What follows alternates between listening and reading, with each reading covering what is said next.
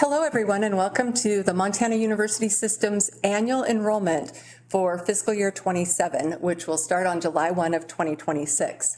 My name is Mary Lockenbrook, and I am the Executive Director of Insurance and Benefits for the Montana University System.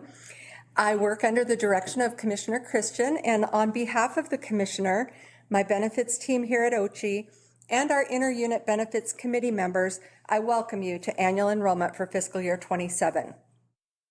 I will begin by telling you that I have been working in this arena for 36 years, and this year has been by far the most challenging environment to navigate. We'll get into that in a little more detail as we work through the slides in this year's presentation. But before we dive right in, I want to say today is April 1st, but I'm not fooling. My time with you today is serious, focused, and very important. And tomorrow, April 2nd, is National Employee Benefits Day. And I would be remiss if I did not give a shout out to my incredible benefits team here at OCHI. They are small in number, but mighty in results. They are knowledgeable and motivated. I also want to recognize the HR and benefits teams on our campuses around the state. Our business requires Herculean efforts, and these teams consistently rise to the challenge. Finally, huge thanks to Commissioner Christian and all members of our Inter-Unit Benefits Committee. They're thoughtful, considerate, engaged, and always willing to listen. I am fortunate to work with such wonderful colleagues.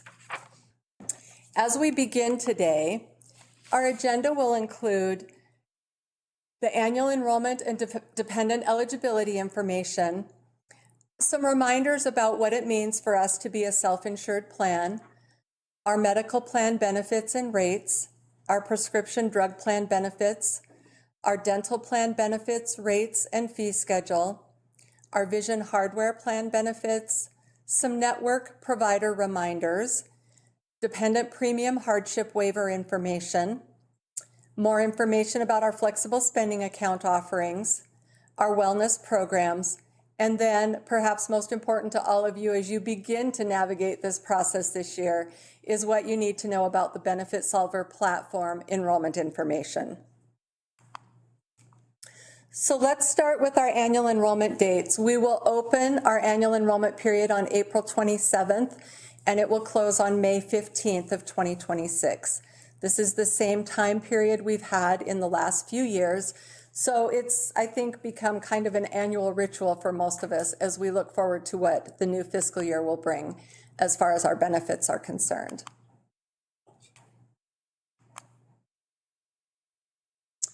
If you do not complete your enrollment before May 15th of 2026 or on May 15th, you and your covered dependents will automatically be re-enrolled in what you have today as far as your elections are concerned, with the exception of your flexible spending accounts.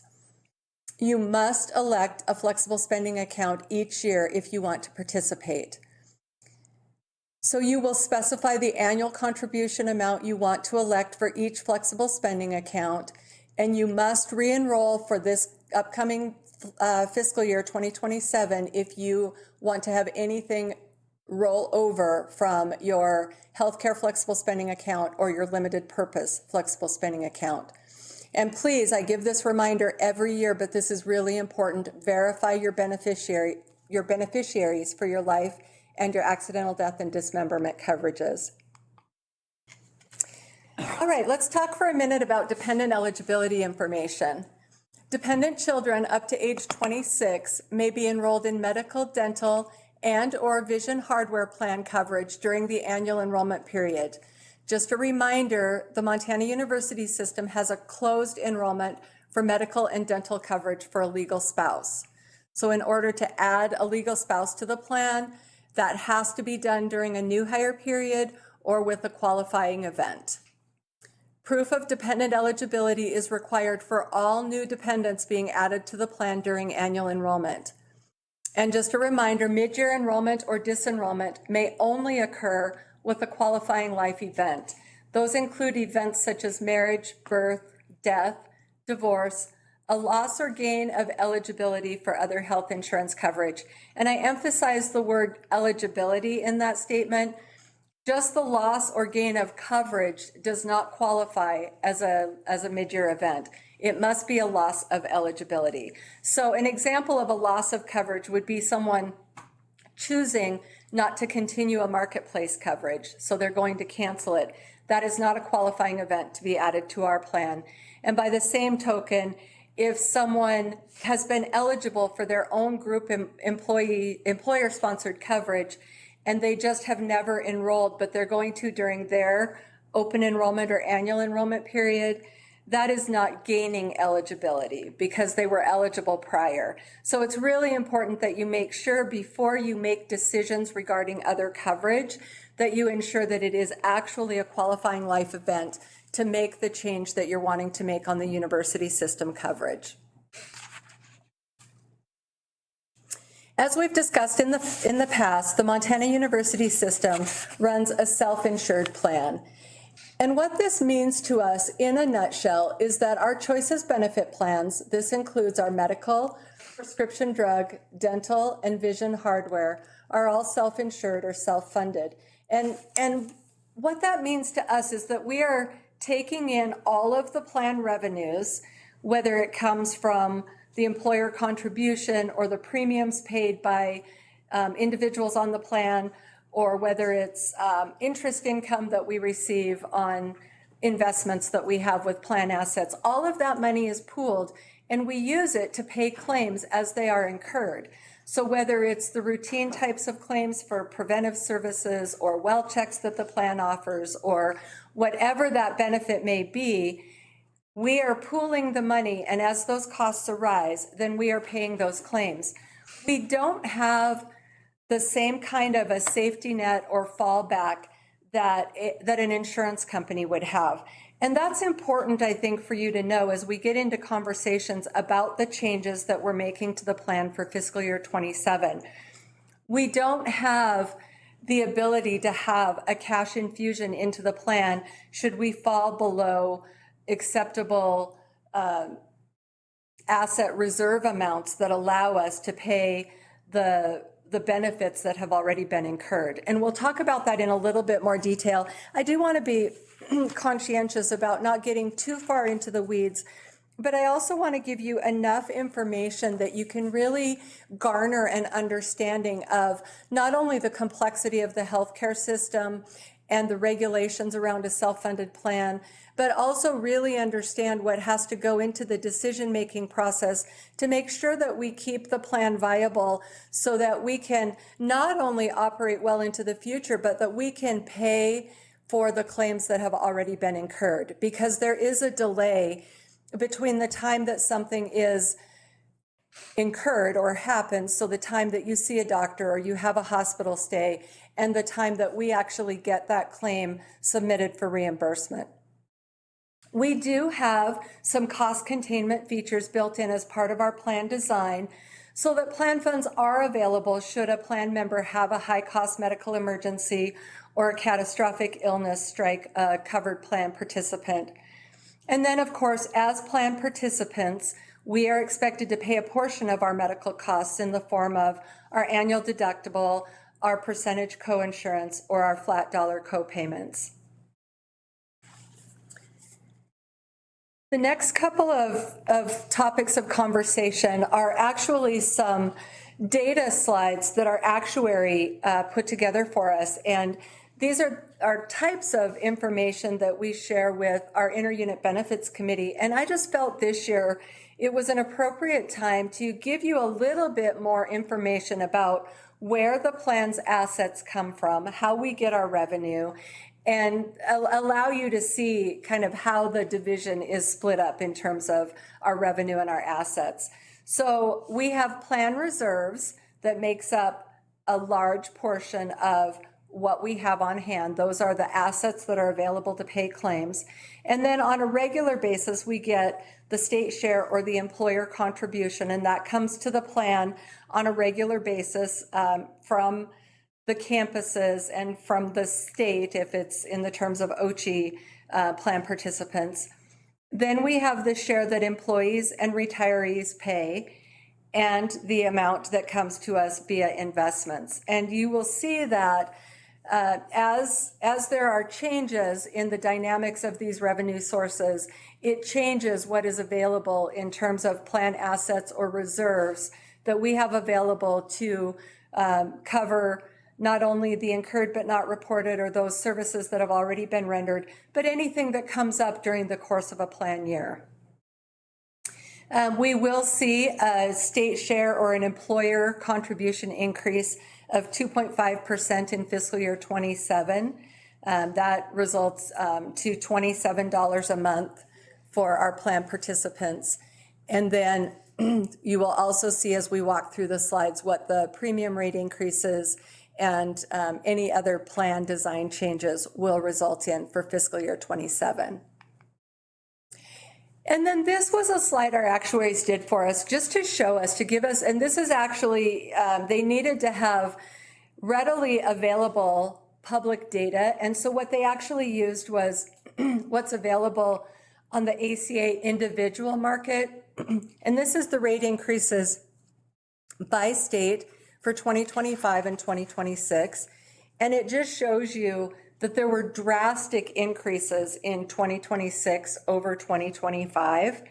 And we'll talk a little bit about what causes those increases and then what it means to our plan and to each of us as plan participants.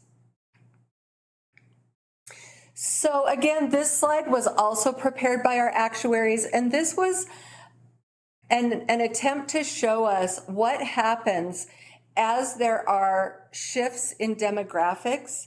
So for the purposes of illustration, they gave us an example of who the payer is.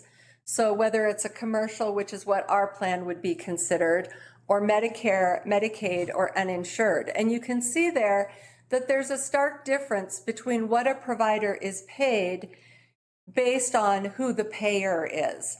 And this is important to us as we think about what has happened nationally over the course of the last 12 to 18 months in terms of big shifts from some of these other, particularly Medicaid and Medicare reimbursements, then get shifted to commercial. We also have seen an increase in an aging population, and that does create a shift from the commercial market to Medicare. For our plan, that then becomes our Medicare retiree population. We have seen a sharp increase in the number of small businesses that are dropping employer-sponsored health coverage, and that then is a shift from a commercial group to a commercial individual market. There have been large business workforce reductions, which then again is a shift from a commercial group to either commercial individual or Medicaid, depending on the income of the household members impacted. There's inflation and cost of living increases, and those are shifted from commercial to Medicaid. Medicaid eligibility rule changes, you will see, and these we're talking demographics now, not necessarily costs, from Medicaid to uninsured. And then the ACA premium subsidy elimination creates a shift in demographics from commercial individual to uninsured. Now, those are demographic shifts. What happens on the cost side of that shift then is when there are reductions in Medicare and Medicaid and more uninsured, that increases the costs to group plans like our own and to the commercial market in general. The Inter-Unit Benefits Committee and the Commissioner of Higher Education continue to work on behalf of our MUS plan members to provide quality, essential health care coverage for you and your eligible dependents. Over the past few years, we have seen a significant increase in healthcare costs and plan benefits utilization. These increases are driving necessary plan changes for the upcoming plan year, which is July 1, 2026 through June 30, 2027. Now, as we talk about the changes, I know that as you're looking at your own individual and family budgets, you're looking at how the impacts will primarily require you to make changes in your family dynamics, whether it be budget, whether it be shifts in, what you can consume, however that looks for your family. And I understand that that creates huge emotional reactions. And so I would like to give you some assurance that behind the scenes, my team and I continue to work toward benefit options that could reduce costs for the plan members and the plan, while continuing to encourage clinical efficacy and quality outcomes.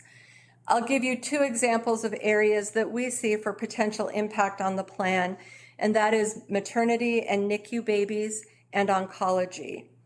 We are also pursuing steerage options for the future, and we're always focused on more than just shifting costs. So while I recognize the impact to you as plan participants and to your families, I want you to know that our primary goal is to do the best that we can overall for the plan and our plan members. We are already in the midst of strategic planning for fiscal year 28. And as I already said, we're reviewing options for steerage, and we're also looking at ways that we could improve utilization of data that is required via the transparency and coverage rule that is outlined in the Consolidated Appropriations Act. And what that transparency and coverage rule does is it requires third-party administrators and insurance companies and pharmacy benefit managers to provide machine-readable files that give all of the data behind what we refer to as allowed amounts. So it's not just what providers charge, but what gets allowed. And right now, because those are machine-readable files, I will tell you that we do not independently have the ability to really make use of the data contained in those files, but we are looking at some options that would allow us to not only view the data, but maybe use it in strategic ways as we move forward. Beginning July 1 of 2026, the University System Plan will implement employee medical and prescription drug benefit adjustments and also premium increases. There will be an increase, as we've already said, of $27 a month to the employer contribution, from $1,080 a month to $1,107 a month for fiscal year 27. And there will be no changes to employee dental or vision hardware plan benefits or premium rates for fiscal year 27. So the offerings and the premiums for dental and vision hardware will remain the same for another year. So let's look then at our medical plan choices here for fiscal year 27. And I just will reiterate that Commissioner Christian and our Inter-Unit Benefits Committee really reviewed every option, every potential option, even some things that we have never really talked about before. So we have every conversation that you can imagine was on the table, and these results really are the best that the commissioner and the committee could do while still feeling that we could keep the plan in a financial position that we could potentially recover from. So it's not leaving the plan in an ideal financial situation, but it does leave us, according to the actuarial projections, in a spot where we could still pay our incurred but not reported claims and operate the plan through the end of fiscal year 27 with what Commissioner Christian and I talk about as our hope bucket. And our hope bucket has things in it like some potential revenue adjustments to the state share employer contribution that would come about as a result of statutes in the 2027 legislature, and some other things that we have in that hope bucket. I'll talk about a few of them, not all of them, because some of them we are just in the preliminary stages of investigation, but there are some that we do think we could make some inroads in during the latter part of fiscal year 27 and into fiscal year 28. So these are the result of thoughtful, considerate discussions and considerations, looking at the least possible disruption to employees and their families while keeping the plan solvent from a fiscal and fiduciary responsibility perspective. So for the changes, we will change as of July 1 of 2026 from a $1,000 individual deductible or $2,500 family deductible to a $1,250 individual or $3,125 family deductible.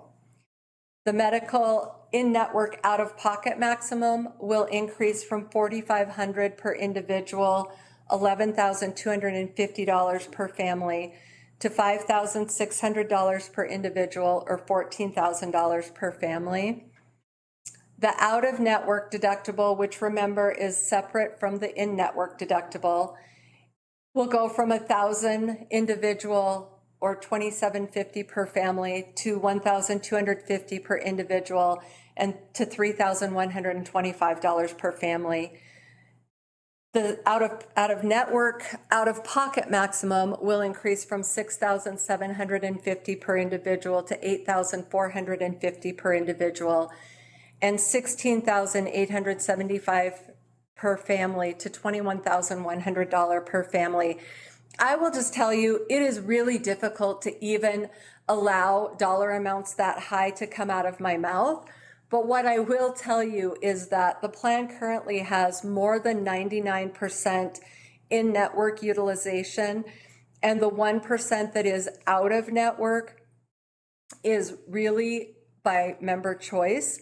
And so I would just continue, and I'll make these recommendations again later on in this presentation, but I would continue to say, check the network status of your providers before you receive services.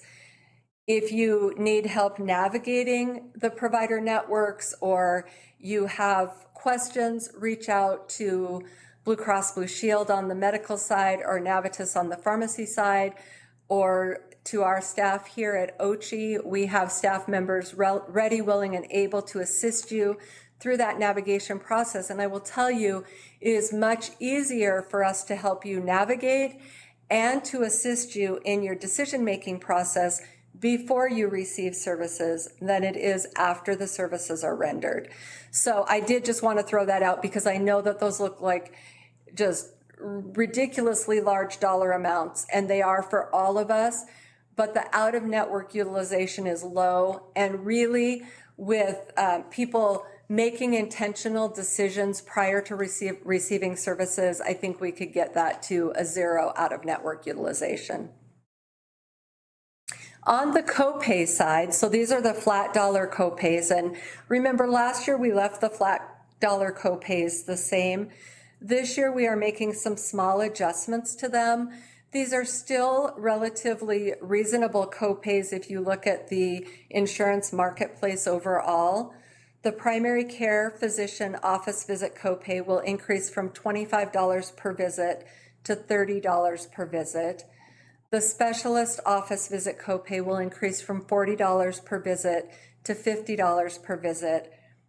Services at a federally qualified health center will increase from $10 per visit to $15 per visit. This is really from both a clinical perspective and from a financial perspective. I would encourage you to consider the federally qualified health centers, as they do have a really positive team-centered approach to clinical care, and they do render a wide variety of services. These centers are available around the state, and as you can see, we do offer a lower copay for visits at these centers versus other providers throughout the state. And then finally, the MD Live virtual visit copay. Remember, we have accessed MD Live through our third-party administrator partnership with Blue Cross Blue Shield of Montana. Those visit copays will also increase from $10 per visit to $15 per visit. This is just some information on the federally qualified health centers. We did talk about them last year. They do provide high quality, low cost, and good clinical efficacy at these centers around the state. This is also where medical residents in the state of Montana are trained at the clinic in Missoula and in Billings. So, it's part of our education, as well as, utilizing them through our employee health plan. They deliver integrated medical, dental, and behavioral health services while increasing access to comprehensive primary care services. They have value-based care to remove the limits of the standard for primary care teams to meet patient needs. What that means in more lay terms is that they are not looking at primary care in such a transactional way and looking at more of a team-centered whole person approach to medical care. This is just a listing of where the locations are around the state, and they do have good representation around the state of Montana. And then a quick look at the MD Live virtual visits. This allows you to get care 24/7 should you need it.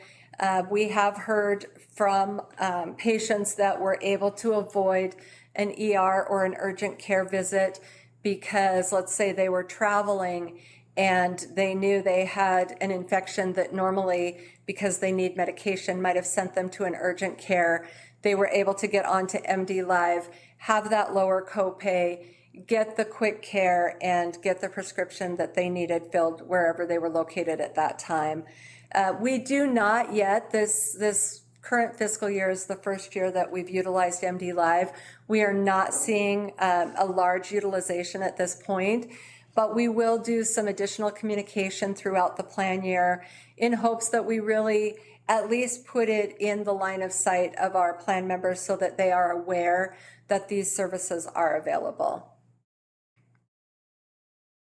And then just a little bit more information about the virtual visits, how you can access it, and the types of services that you would expect to receive treatment for through a virtual visit.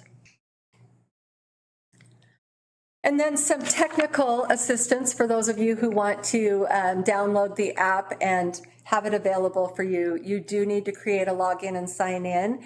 And this slide gives you all of that technical information that you need to get that app available at your fingertips on your phone. All right, let's talk a little bit about the prescription drug changes for fiscal year 27.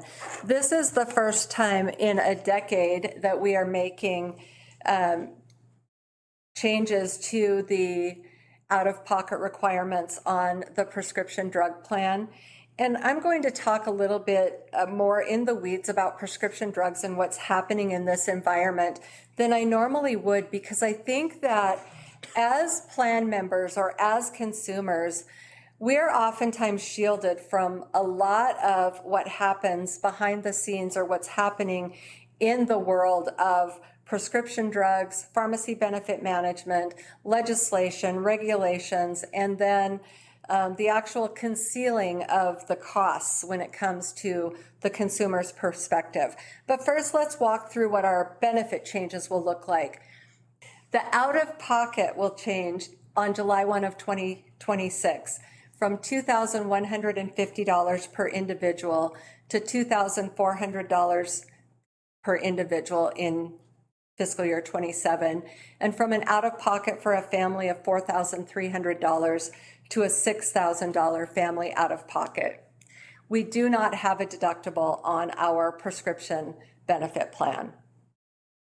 Then our $0 preventive copay will remain at $0 for fiscal year 27 that starts on July 1 of 2026. That is a small limited handful of drugs that are designed for prevention, and they are things, though, that are very important in terms of maintaining the therapy and not having people go on and off of these drugs. It's really important from a preventive perspective. Tier 1, what we often refer to as a generic tier, though not all generics are on this tier. The copay will move from $15 a month or $30 for a 90-day supply to $20 a month or $40 for a 90-day supply. Tier 2, which is preferred brand and some of the more expensive generic products, will move from a $50 per month copay or $100 for 90 days to a $60 per month copay or $120 for 90 days. Tier 3, which is non-preferred brand name products, will move from a 50% coinsurance. Actually, it's not moving, it's staying the same. There's no change. It will remain at a 50% coinsurance. And then Tier 4, which is specialty medications, will change from a $200 monthly copay to a $250 monthly copay. And then just a reminder that the coinsurance in Tiers 3 and 4 do not apply to the out-of-pocket maximum. So just a little bit of conversation around prescription drugs. We are living in a world where we have a drug supply chain that is full of handoffs and financial exchanges. And it's really important for us to know how the dollars move. The Montana University System, in partnership with the state of Montana, just procured a new PBM contract, that's Pharmacy Benefit Manager, as ours could not be renewed beyond July 1 of 2026. Navitus was the successful bidder. I think it's important for you to know that Navitus offers a transparent, fully auditable pass-through model so that we can see where the dollars actually go. I want you to know there is a tsunami of legislative activity related to pharmacy benefits, administration, and reimbursements. The legislation is occurring in state governments across the country, as well as at the federal level. As benefits become increasingly regulated via legislation, though often very well-intentioned, the end result can be increased complexity, fewer plan design options, and higher costs. I have even seen, I believe at last count, I counted 54 different pharmacy or pharmacy benefit manager state laws that went into effect within the last 18 months or will by January 1 of 2027. Some of them have delayed implementation dates, and some of them are in direct contradiction to one another. And that is one of the things that does increase complexity, because if the law in Arkansas is different than the law in Montana, it creates issues for us, particularly if the law gets down to where the plan participant lives, which they do with some of the legislative activities. But even from a pharmacy benefit manager perspective, it can become very complicated in terms of how do they conduct their business and how do we design our benefits. While there are multiple factors that are involved in the complexity of the pharmacy industry, one notable mention that I bring up at every opportunity is that the United States is one of only 2 countries that allows direct-to-consumer advertising on television and social media. Plan members often have no awareness of the cost, only the patient's out-of-pocket cost. And that creates some problems, particularly with the amount of direct-to-consumer advertising that we have. Because you'll hear drugs on TV. I mean, I've even heard of small children that can tell you what song is on a drug commercial, and why a 9-year-old needs to know what Skyrizi is or why it needs to be advertised to them. I don't know, but you will hear them repeatedly on television and social media. In the past, we thought of high-cost drugs as those that cost thousands of dollars, but now they cost hundreds of thousands to millions of dollars. So I'm just going to give you a few examples. I think I probably aged myself a bit at the beginning when I told you that I've been working in this arena for 36 years. And I will tell you, when I began in this world in January of 1990, $100 was a really, really, really expensive drug. And now let me give you a few examples of what we see today. Lenmeldy was approved in March 2024 for metachromatic leukodystrophy at a cost of $4.25 million. Hemgenez is a gene therapy for hemophilia B that carries a price tag of $3.95 million. And Vyjuvik was just approved, and it's the first self-administered gene therapy, meaning people can administer this on their own at home, with a price tag of $25,000 per week, or approximately $1.3 million per year, and this is a lifetime treatment. Skyrizi is the highest driver of drug cost on our plan, on the university system plan, and it is also one that I see probably most heavily advertised. It is primarily indicated for psoriatic arthritis, though it has been expanded to include a few other diagnoses. Again, highly advertised on television. It comes at the cost of $25,000 per dose, and it's administered every 12 weeks.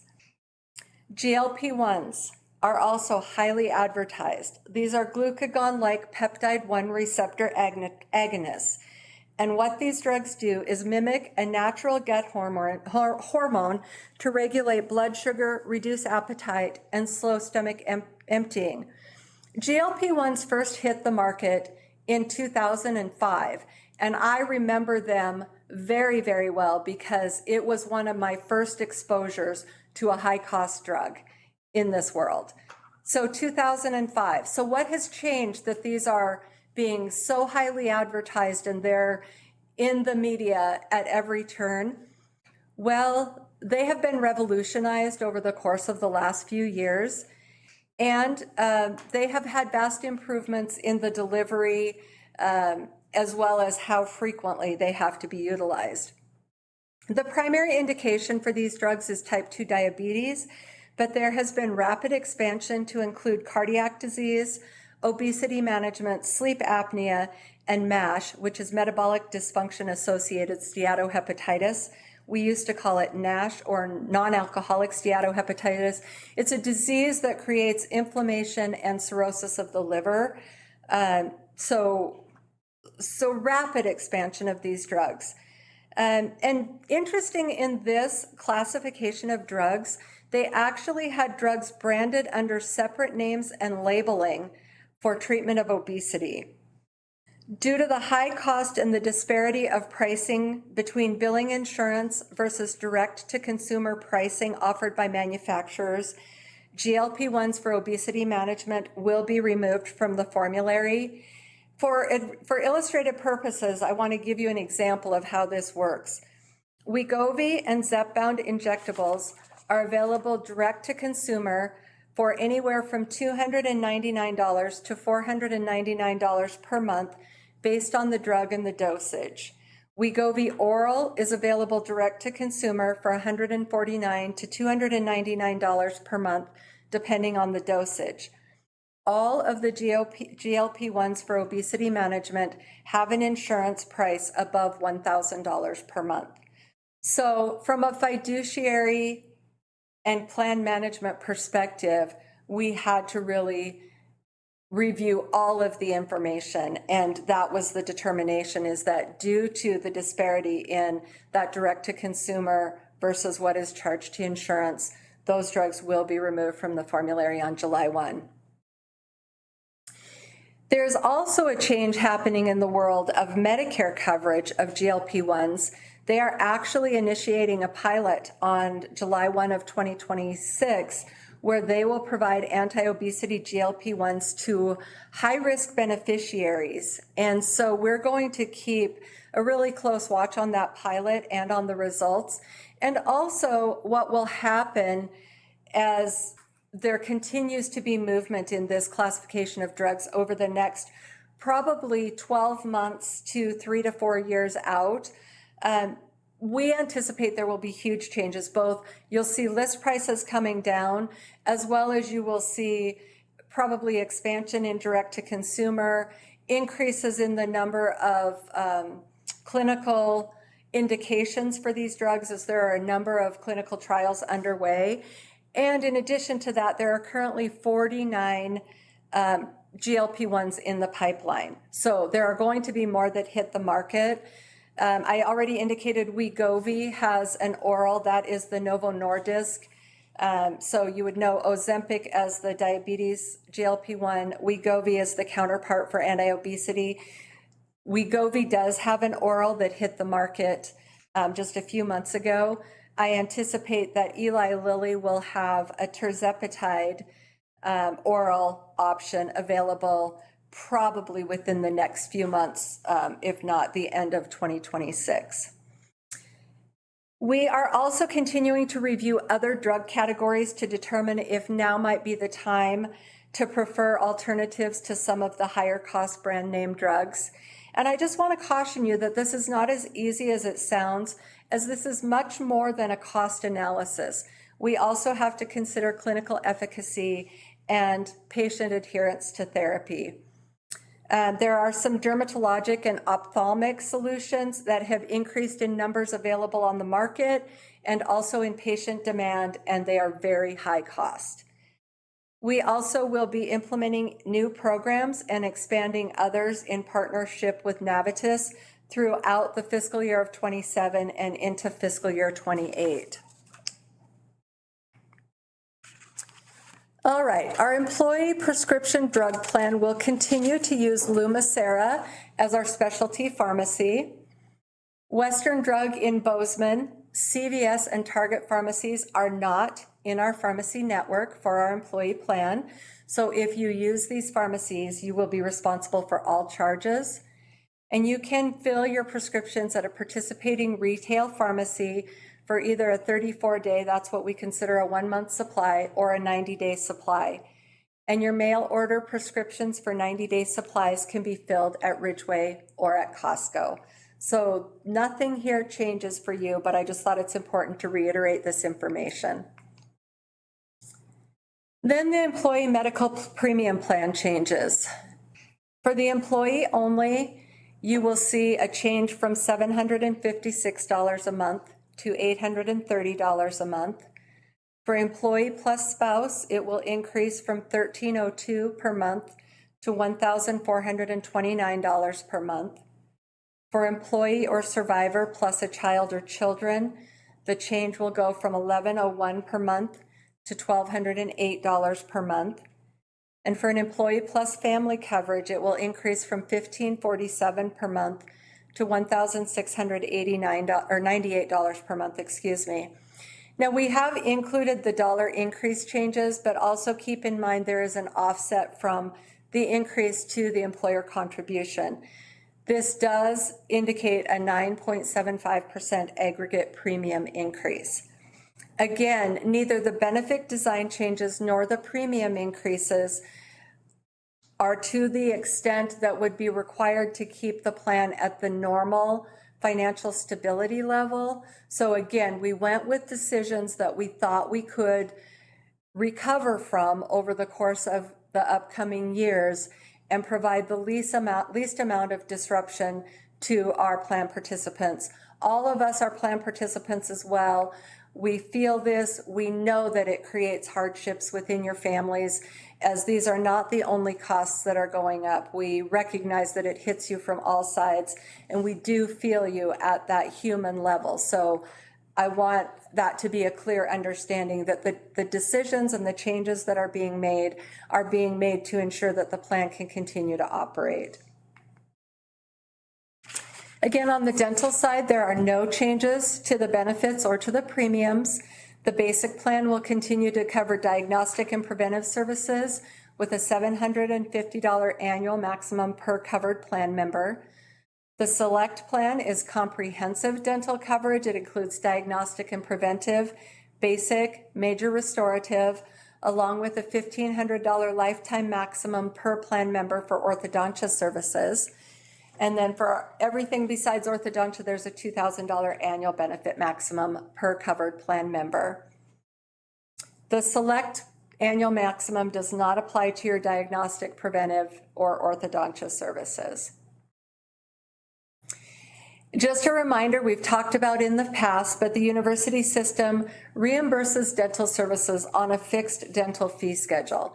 This means that we have a predetermined fee schedule that is a fixed dollar amount that is the maximum reimbursement for the specified dental procedure code, regardless of a provider's network affiliation. Covered dental plan enrollees are responsible for the difference in, if any, between the provider's bill charge and the fee schedule's fixed reimbursement amount. You do have freedom of choice with regard to your dental providers. However, you may experience reduced out-of-pocket costs if you utilize a Delta Dental PPO or Premier Network dentist. And the reason for that is because they will agree to Delta Dental's allowance, which in some cases is less than our fee schedule allowance. The vision hardware plan benefits are also not changing, and premiums are not changing for this benefit. We will continue to have a $300 annual allowance per covered plan member for frames and prescription lenses for eyeglasses in lieu of contacts, and that is one purchase per year, per plan year, or prescription contacts in lieu of frames and lenses, one purchase per plan year, and that allowance is $200 per plan year. Your eye exam, the first one, whether it is routine or medical, is provided on the medical plan, one per plan year, at $0 copay when utilizing an in-network provider.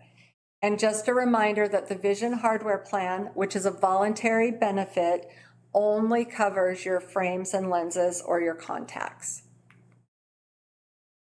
Okay, these provider network reminders that I said I would give you a little later on. Just a reminder, always check the network status of your provider prior to receiving services. Don't assume that a provider is in the network. We have heard from people before, but my doctor has always been in the network. Doctors do choose to leave the network from time to time, and that is something that they do have the ability to do, and we cannot force them to remain in the network. I would encourage you to contact the third-party administrator, which is Blue Cross Blue Shield of Montana, for your medical services, Navitus for pharmacy, or Delta Dental for dental services, if you are requesting assistance with navigating a provider network. You also can always outreach to my team here at the Commissioner's office. My MUS benefits staff will always be willing to help you with finding in-network providers or helping you if you have questions regarding your benefits or your concerns with regard to services that you may need or providers that you may be seeking out. And again, I always caution people, do this ahead of time, not after the fact. We are limited in how much assistance we can provide after the services have already been rendered. All right, I always want to give a reminder that the university system does have a unique benefit. We call it a dependent premium hardship waiver. And this is designed to assist employee families who have a financial hardship with the cost of medical coverage for dependent children between the ages of 0 to 26 who are covered on the MUS Choices Medical Plan. Before being approved for the dependent premium hardship waiver, you must first apply for Healthy Montana Kids for all children under age 19. If Healthy Montana Kids denies coverage due to not meeting income guidelines, a hardship waiver application must be submitted to the University System Benefits Office requesting consideration of the premium waiver. If the total household income is not more than 125% of the Healthy Montana Kids income guidelines, covered dependent children will be eligible for the premium waiver for the plan year. The family must reapply for HMK and submit a new waiver application each plan year prior to annual enrollment to be eligible for the premium waiver. If you are interested, you can access the form online at our website, and we've provided the information on our website and the phone number for our university benefits staff here at the Commissioner's office if you require more information or assistance with the process. All right, let's talk a bit about flexible spending accounts. You know, I talk frequently about the best laid plans of mice and men. I don't know how many of you are familiar with the public procurement process, but that process requires us to go out for bid for our vendor partners on a regular basis. And at the University System Benefits Office, we always back up that time frame pretty significantly to ensure that everything can be done in a very timely fashion, with the end goal always being that we will have vendor information prior to the opening of annual enrollment. Unfortunately, with our flexible spending account procurement, there were some unanticipated delays, and as a result, we do not have the name of the new vendor for you yet. What I can tell you is we are at the very end process, so in the final stages of completing that public procurement process. It then goes through a legal review for the contracting, and then we will be able to give you information about who the vendor will be effective July 1 of 2026. And also then our team gets to work very rapidly and diligently getting all of the implementation processes completed to ensure that your flexible spending accounts are set up and ready for utilization July 1 of 2026. For a healthcare flexible spending account, that's for medical, prescription, dental, and vision expenses. It also includes over-the-counter medications and supplies as outlined by the IRS, the Internal Revenue Service. You could also elect a limited purpose flexible spending account for dental and vision expenses only. This is typically for those individuals who either they or a spouse have a healthcare savings account that is either active or has funds in it. The healthcare savings accounts and flexible spending accounts do not play well together. They each have their own very specific Internal Revenue Service guidelines, and I always recommend that folks who have a health savings account talk to their tax advisors before electing any kind of flexible spending account, though I can tell you with the most confidence, utmost confidence, that you can elect a limited purpose flexible spending account if you or your spouse has a health savings account, because it covers only dental and vision expenses. Finally, we offer through the university system a dependent care or daycare expense account. The technical term is dependent care. We say daycare because we've had people in the past confuse it, thinking that it's like a medical healthcare FSA for their dependents. That is not the case. This is for dependent care expenses for a qualified dependent. So typically that's someone under the age of 13, or it also can be used in some instances for elder care services for someone who is considered your dependent, you as the Montana University System employee.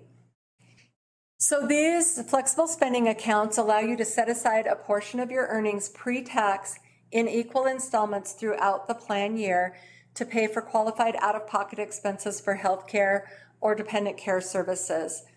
They may only be used for expenses incurred on or after your flexible spending account effective date. This includes debit card transactions. I'm thinking that perhaps this year, because we will be switching vendors, that we might have a little bit different experience, but the last couple of years, we have had individuals use their debit cards after July 1 to pay for services that were received prior to July 1, and then they get a request to return the funds to the flexible spending account. Your debit card can only be used for expenses incurred on or after July 1 of the current plan year. Runout will be a little bit different in terms of the rollover this year because we are switching vendors. So the runout period runs until September 30th of 2026. So that is the period of time from after June 30 until September 30.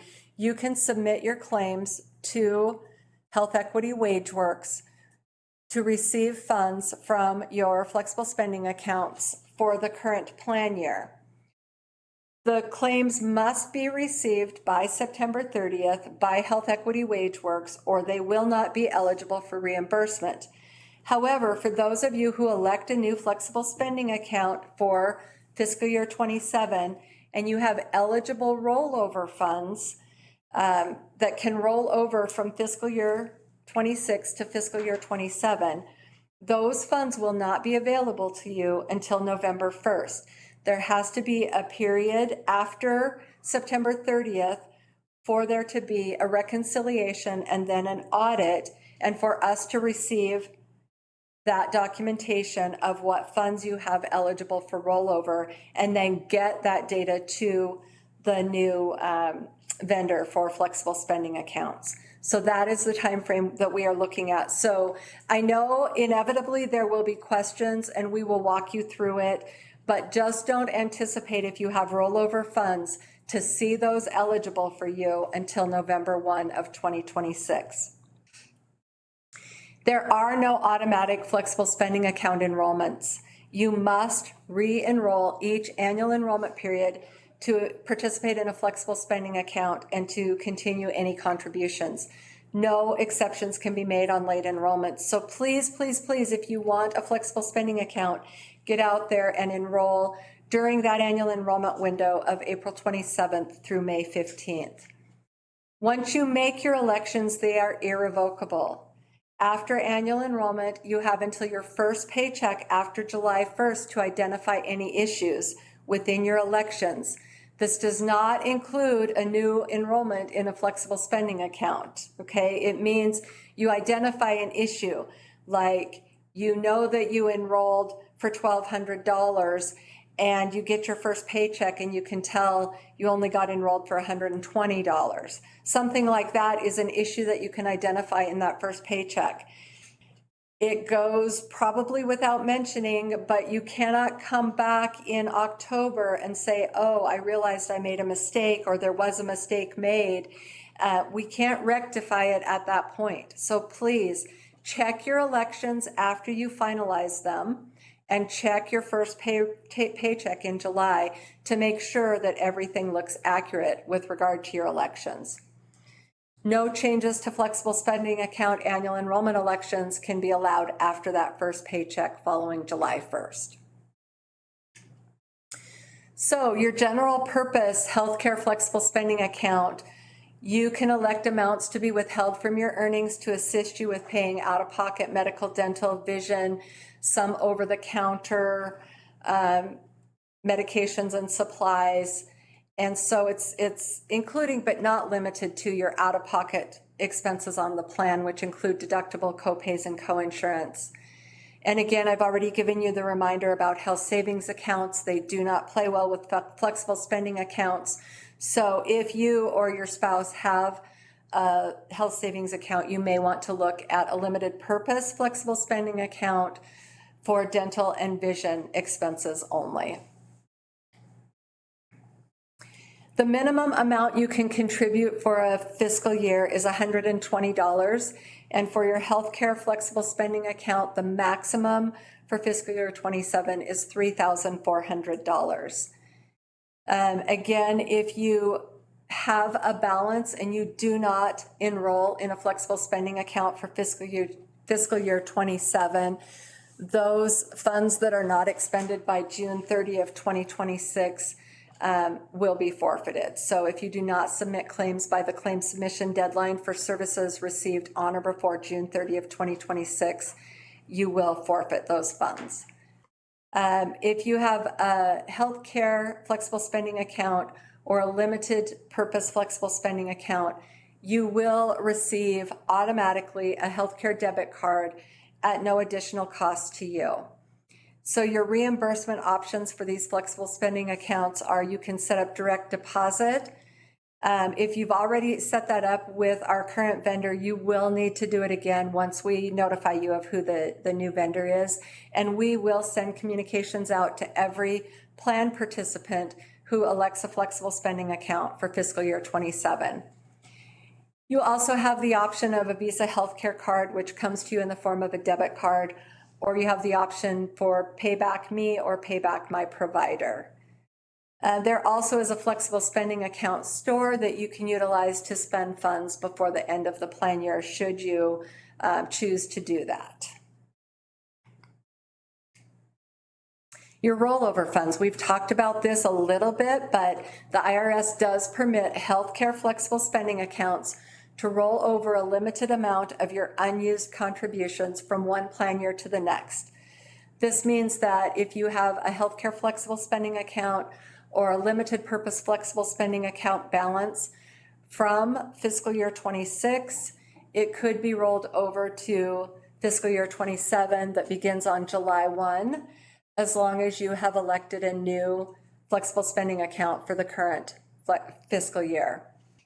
So we always caution you not to elect more than you think you will need to cover your expenses incurred by you or your eligible dependents during the plan year, because again, flexible spending accounts are internal revenue service. That's how they're set up and how they're regulated, and they are set up under use it or lose it rules. So if you do not enroll in a flexible spending account for healthcare or limited purpose in fiscal year 27, any of your unused funds will be forfeited. If you do enroll in a new flexible spending account, either for healthcare or limited purpose, for fiscal year 27, you can roll over up to $660 from fiscal year 26 to fiscal year 27. That amount will increase to fiscal year, or to $680 for the next fiscal year. So we're just, these are tricky. They get really probably more complex than they need to be, and for many folks they get confusing because the IRS runs, everything they do runs on a calendar year, but they do allow plans like ours to run our flexible spending accounts on a fiscal year, but it becomes a little bit confusing because everything that you do when you get to your tax advisor is going to be considered on the tax year, even though we're going to be just a little bit delayed in those changes because we're running on a fiscal year. I hope that makes sense to you. If it doesn't, don't hesitate to reach out to me or anyone on my team, and we'll help you walk through what that means for you and your family.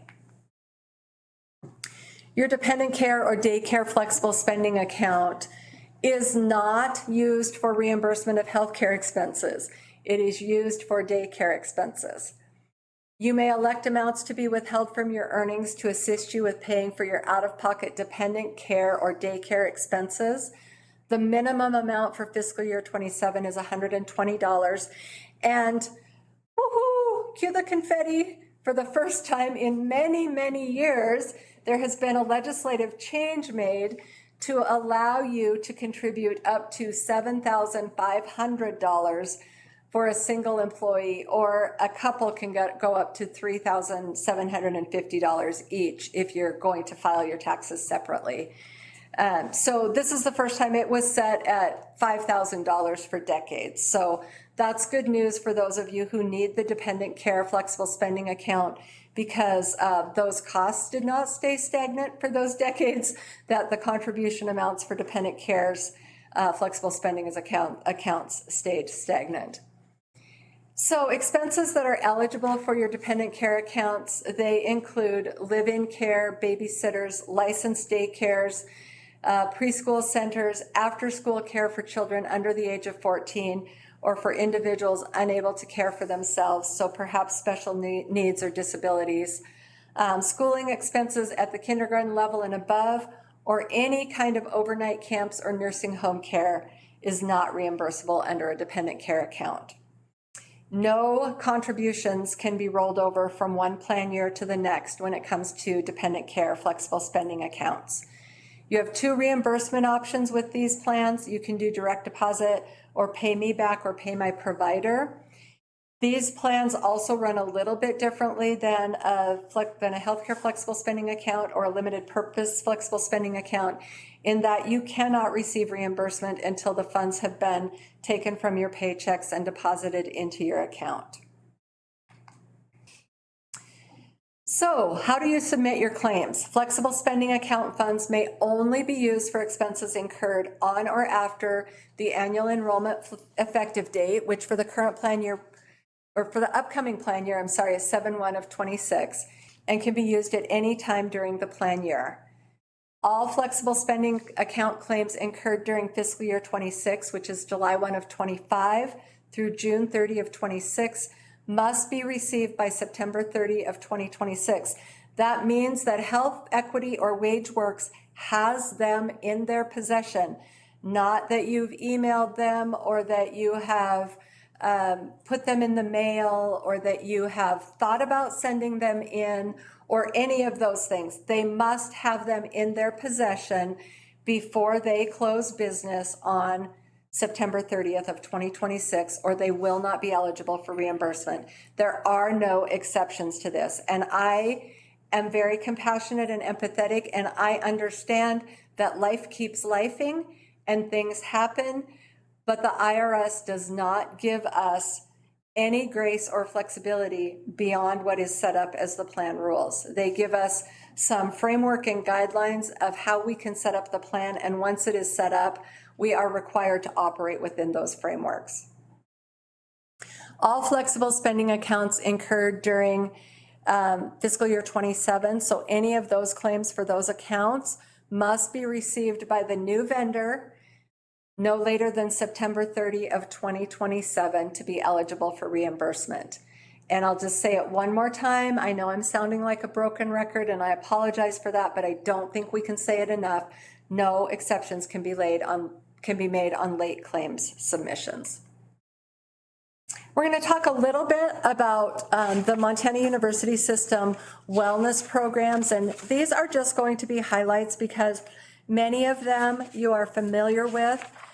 This is not to in any way take away from the value that these bring. It's just that I could talk to you for probably at least a day about every one of these benefits. So I want to get all of them out there on your radar and then give you the opportunity to reach out if you have program-specific questions or if you want to talk through anything related to our wellness offerings. We will continue to offer 2 Montana University System sponsored and funded well checks per plan year. We will continue to offer our Montana University System Wellness Lab, which provides online fitness, nutrition, and healthy habits learning tools. For those of you who do not know our wellness employees, Neil Andrews works for us and does a very, very good job, not just with this wellness lab, but with working on creating programs, getting out to the campuses and doing specific on-site presentations and workshops. He is just an incredible resource. So I encourage you, if you have questions or if you'd like to see some things brought to your campuses, to reach out directly to Neil. We also have Kelsey Hartzheim on that wellness employment, and she does a significant amount of work for us, not just on the wellness. She does all of our well check scheduling, all of the contracting that we do, she brings to me, and then she also does a great deal of marketing work on our behalf also. We will continue to offer our employee assistance program through All One Health.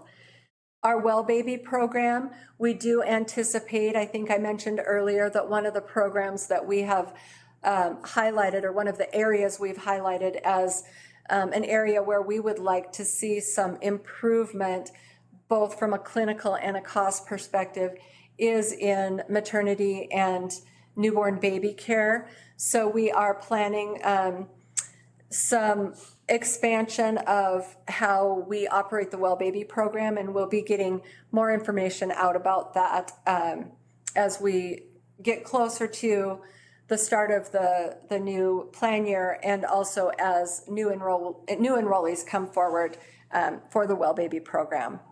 We will continue to offer our Take Control Lifestyle Management program. This is available for non-Medicare enrollees only. We will offer Wonder Health, Hinge Health, the Well on Target Incentive Program, and the Blue 365 discount programs that are offered through Blue Cross Blue Shield of Montana. We will also continue to offer access to the Amplifon and QualSite discount programs that are offered through Delta Dental. While I won't go into a great deal of depth of any of our wellness offerings, they are all incredibly important. I did want to talk just a little bit about the All One Health Employee Assistance Program. This is a program that is really important, not just for you as employees in the system, but also for your HR departments, for your managers and supervisors, as it offers the opportunity for comprehensive solutions and training to a lot of things that impact employee well-being, that impact us in the workplace, that impact our ability to lead and manage and to really help our teams as we move forward. I would also note that caregiving is rapidly becoming everyone's responsibility, and the EAP can help you with finding elder care or child care resources. We pride ourselves on the fact that our employee assistance program is designed to offer compassion and understanding over a wide variety of issues and situations that our employees may find themselves facing. I think last year we had Karen Wood here to talk with you about the employee assistance program and about her work with us through, actually a kind of a hybrid approach through human resources and benefits. So Karen not only leads our employee assistance program and works with the vendor and works with HR departments and managers and supervisors and teams and employees as they try to navigate things that are impacting them and their ability to, be resilient, to face whatever they're finding as challenges. But she's also working directly one-on-one with HR here in our office. So I wanted to give a shout out to Carrie DeVant, who is our Executive Director of Human Resources here at OCHI. She's incredibly committed to employee well-being, and it was due to a lot of heavy lifting and effort on her part, as well as the ability to really see in a visionary way how we could bring on a collaborative position that could work with both HR and employee benefits and really bring the two together to provide the very best that we could offer to our staff, our employees, and our teams within the system. So big thanks to her, and I would encourage you to reach out to Karen if you have questions about the employee assistance program, if you have specific issues that you'd like to talk about, or if you happen to be a manager or supervisor, you're leading in some way and you're interested in some kind of training or development potentials that might be available to you, you could reach Karen here in our office at 406-449-9156, or her email is kwood@montana.edu. Okay, the Employee Assistance Program offers counseling services, and this is a specialized modality of support that accommodates the ever-changing schedule of an employee and their household members.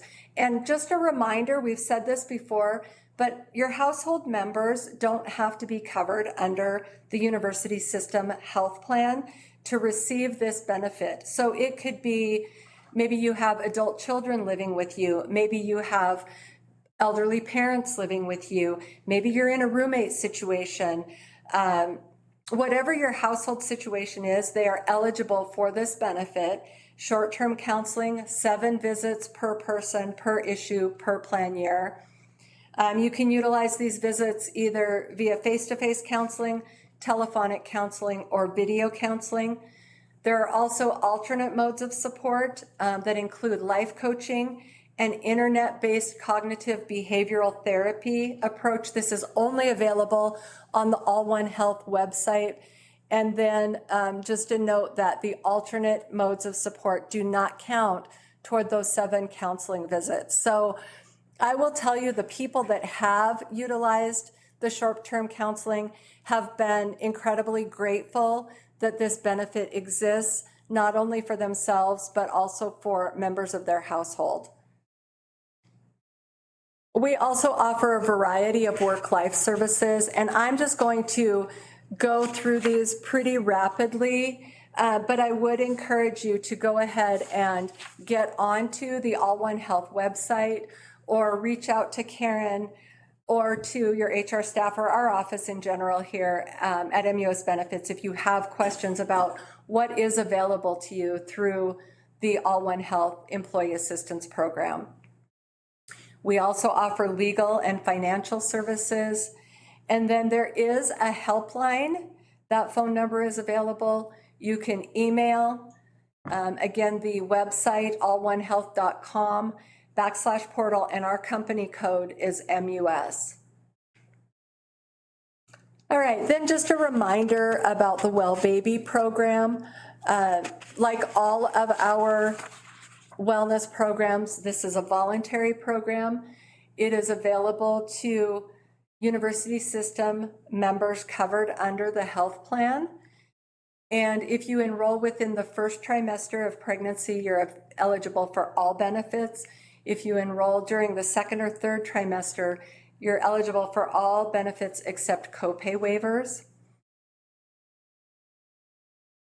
We will continue to offer our Take Control Lifestyle Management Program. You may recall that in fiscal year 26, we did add a women's health component, particularly for those wanting to have some support with perimenopause and menopause, and that has been extremely popular, and we will continue to offer that throughout fiscal year 27. Again, this is also a voluntary and confidential program. It offers comprehensive education and support using a telephonic delivery method. It allows you to engage from anywhere and receive individual attention specific to your needs. It includes high blood pressure, high cholesterol, weight loss, diabetes and prediabetes, maternal care, and perimenopause and menopause. We are going to continue to offer the Wonder Health program. Remember, we access this via Blue Cross Blue Shield of Montana. This is a metabolic syndrome reversal program. And we also are going to continue to offer the Hinge Health program. This is a very comprehensive musculoskeletal management solution. And this is a program that we continue to receive really positive feedback on. If you have any musculoskeletal issues, chronic pain related to musculoskeletal considerations, I would encourage you to check out the Hinge Health program. And then again, we will continue to offer the Well on Target member portal. There is an incentive option here. You can earn points. I would encourage you to get out there and take a look at what's accessed via this portal. You can do a health assessment. You can do some self-management programs. There's fitness programs. There's the ability to connect your fitness tracker or device. You can use online trackers. So I would just encourage you to get out there and take a look at what's available, get some points. You can turn those points into gift cards. So just take a look at what you can access there. Again, we have access to the Blue 365 member discount program through Blue Cross Blue Shield of Montana. Again, I would encourage you to go to the website that we've noted here and take a look at what might be available through that member discount program. And then through Delta Dental, there is access to the Amplifon to get you discounts on Lasix eye care or Amplifon hearing aids.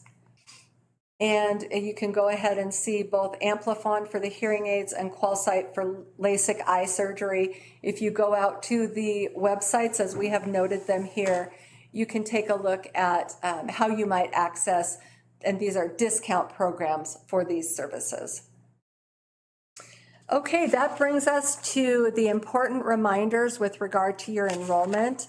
You would want to go out, if you are an active employee now, to our university system online benefits enrollment platform. If you are at the University of Montana or Montana State University, you can utilize your NetID logins.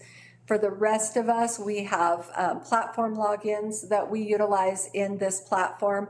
But if you want to make changes, if you want to look at what you have today, if you want to go out and update your beneficiaries, as I would encourage you to do, anything you want to do between April 27th and May 15th, you will do through this online enrollment system. So go ahead and go to the choices.mus.edu and click on your campus button, or your single sign-on if you're with one of the UM or MSU. Once you get into the platform, you will see your welcome screen, and you will see where you either register if you're a new user or log in if you're a returning user. First-time users will need to create a username and password if you're one of us who utilizes the platform via a Benefitsolver login. The member home screen will advertise that annual enrollment is here. It will give you a countdown for how many days are left to enroll. It will tell you where to start and how to navigate through the system. And then it will give you some new hire and annual enrollment screens. This always becomes confusing for those who have either a mid-year change or they are new hires during the annual enrollment period, because it does require that you complete 2 benefit elections. We know it's confusing. We wish there was a different way to do it, but in order for you to get enrolled in your current benefits that take you through June 30 of 26 and make your elections for the new fiscal year that starts on July 1 of 26, if you have a mid-year change during the annual enrollment period or you are a new hire, you will need to complete 2 elections. Then just a reminder that you do have access to the My Choice Benefits app. This allows you to see what kinds of information you would have at your fingertips in the Benefitsolver platform. You could see from your mobile phone, shows your plan details, your medical, dental, vision, hardware plans, and any supplemental benefits you've elected. It shows your beneficiaries, allows you to view and change those beneficiaries, and it allows you to upload documents from your phone as well. And with that, that is a wrap for annual enrollment for fiscal year 27. I know this is a lot of information. It's a lot of change. It's a lot to think about and consider for yourselves and your families. And I just want you to know that we are here for you if you have questions, if you want to talk things through, if you need help navigating provider choices. Don't hesitate to reach out to us. Don't hesitate to reach out to your campus HR and benefits. I'm confident that the staffs are going to be having meetings on your campuses. I know that they're available to help you via phone, email, or in person, and we have extremely competent and helpful HR and benefits staff on all of our campuses, and they collaborate with my team here at the Commissioner's office, and they are considerable advocates on your behalf. So don't hesitate to reach out to them or to my staff here at the MUS Benefits Office. And with that, please just remember to get online, make your elections, view your choices, and then check those paychecks on or after July 1, that very first paycheck of the plan year. Thank you, everyone, for your time and your consideration and just taking the time to really educate yourself on the benefits that are offered and the changes that have been made for fiscal year 27. Thank you so much.